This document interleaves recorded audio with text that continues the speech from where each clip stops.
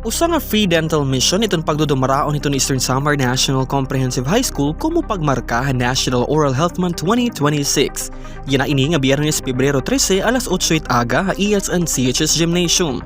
Sumalaan pahayagan eskwelahan pinaagi kan Sir Harold Labro, school nurse sa ESNCHS.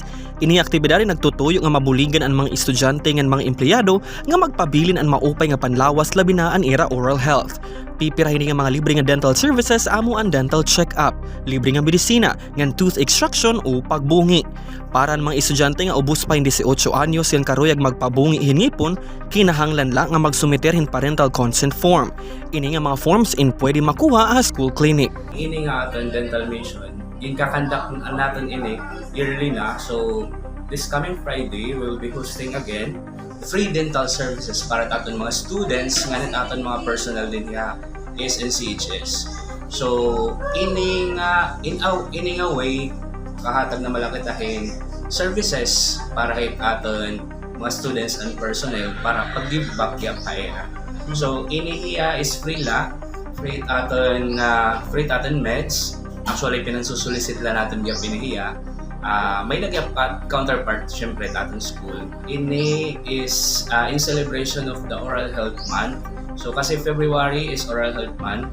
So yearly, actually PDA Eastern Samar naglilibot hitbugos Eastern Samar to conduct dental health services magturdilaan yung mga schools and community. Hulos naman nga nagpapasalamat si Sir Harold ang tanan nga mga partners ng stakeholders nga padayon nga nasuporta hini nga misyon. So every year naaraw ko sa slot para matagan liwatit atin since at ESNCHS is one of the mega school in Eastern Samar, and we are very grateful hini nga aton mga dentist in Eastern Samar nga nabulig nanginginano nga nahatag hin era a very precious time para maghatag hin free dental services para tanong students and personnel. Nagpapasalamat ngayon gihapon ako at aton mga sponsors nga nabulig, especially dito aton local LGU at aton mga counselors nga perminira suportahan aton mga activities, especially aton mayor, and of course aton very supportive nga school principal, Ma'am Hazel Meneses. Thank you very much for always supporting for our cause sa aton Health and Nutrition Unit.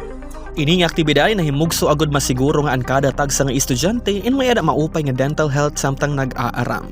Tikang dari Syudadhan Borongan, Julius Gilbert Malian, Eastern Samar News Service.